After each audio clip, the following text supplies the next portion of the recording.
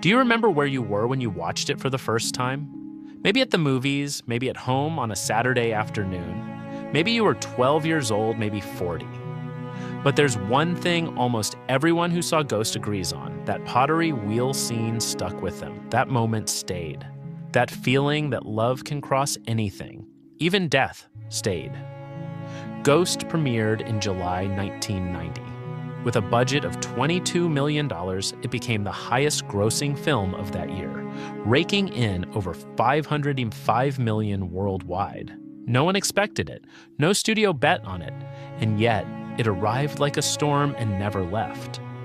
36 years later, let's take a look at the 4 people who made it happen, where they were, who they became, and what time did to each of them. And there's a story here about one of them that will surprise you. Stay until the end. If this kind of story resonates with you, the human side behind the movies we love, subscribe to the channel and leave a like. That's what tells us it's worth continuing to make them. Now let's go back to 1990. Born on August 18th, 1952, in Houston, Texas. Patrick Swayze was the son of a dance teacher and grew up knowing that the body could tell stories that words couldn't. He studied classical ballet in New York. He debuted on Broadway as Danny Zuko in Grease.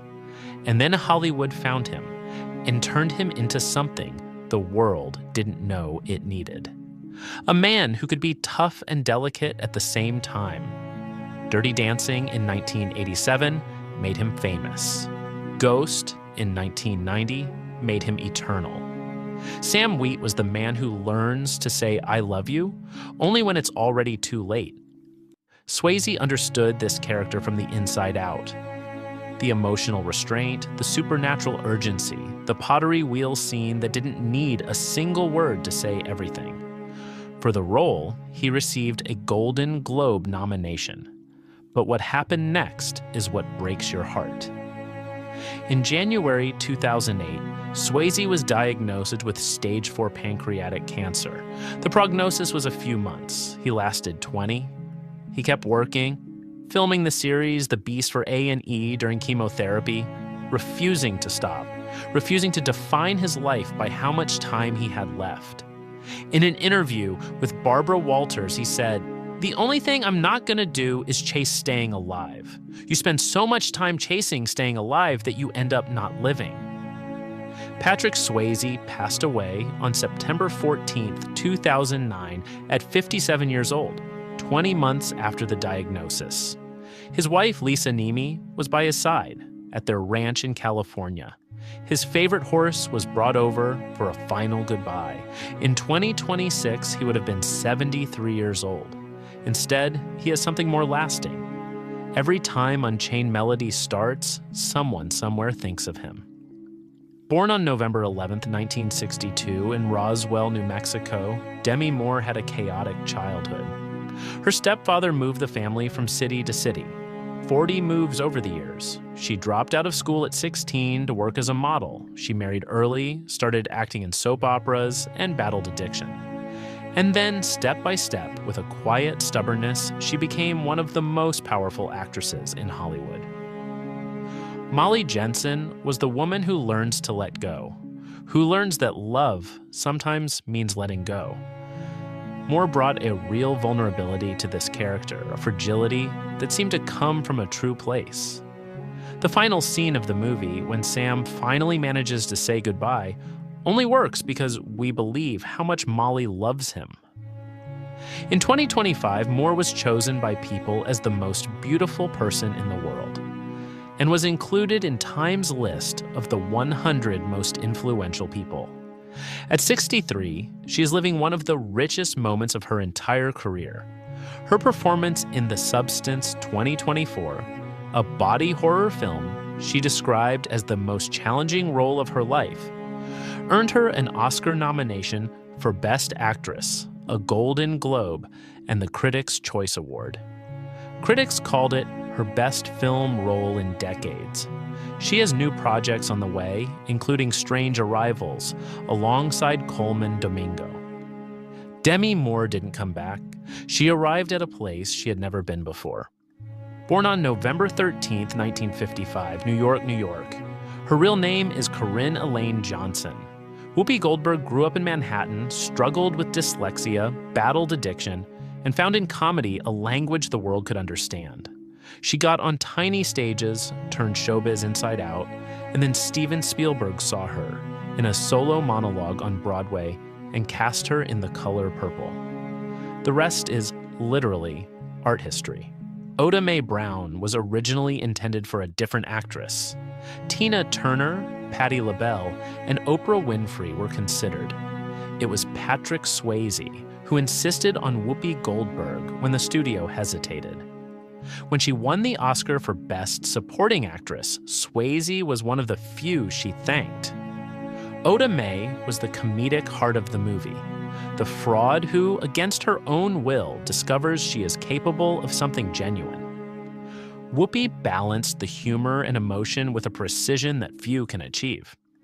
The Oscar was more than deserved.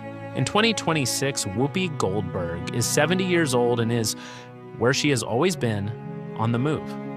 She has been moderating The View for almost 2 decades. In 2025, she traveled to Italy to shoot a role in an Italian soap opera, Un posto al sole, with episodes scheduled for 2026.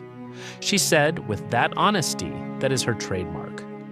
I don't speak Italian perfectly, but we worked it out. There is talk about retirement. There are fans who worry. There are others who know that Whoopi Goldberg only stops when she decides to. And she hasn't decided yet. Born May 20th, 1960. Los Angeles, California. Tony Goldwyn is the grandson of Samuel Goldwyn, one of the founders of what would become Metro-Goldwyn-Mayer. Hollywood literally runs in his blood. But Tony Goldwyn didn't inherit a career, he built one. He studied at the London Academy of Music and Dramatic Art, spent years in experimental theaters, and only then made it to the screens. Carl Brunner was the friend who turns into an enemy, the traitor in a suit, the man who smiles while he destroys. Goldwyn was so convincingly hateful that for years people would stop him on the street to tell him they detested him. And he saw that as the highest of compliments.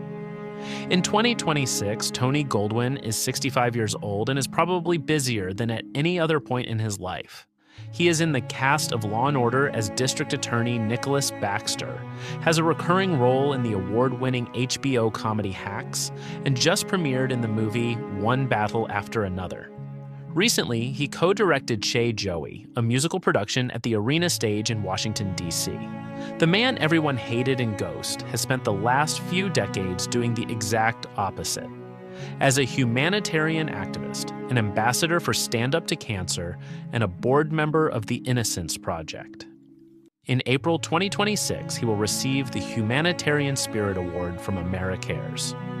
The most adored movie villain of the 90s became, off-camera, one of the voices most committed to doing good. 36 years. Patrick Swayze has been gone for 15. And yet, every time that song starts, you know which one, the world stops for a second. Demi Moore is in full renaissance, reaping recognitions that were delayed but arrived. Whoopi Goldberg is still Whoopi, uncompromising, original, present. Tony Goldwyn proves that a good villain can have an entirely different life off screen.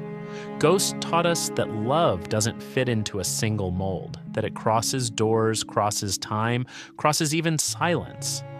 And in a way, the story of this cast doesn't fit into a single mold either. It's the story of 4 lives that continued, each in their own way, far beyond that pottery wheel in Tribeca. If this video touched you, subscribe to the channel and leave a like. It helps us keep bringing you stories like this. And if you want to see what happened to the cast of another 90s classic, the next video is waiting for you. Until then.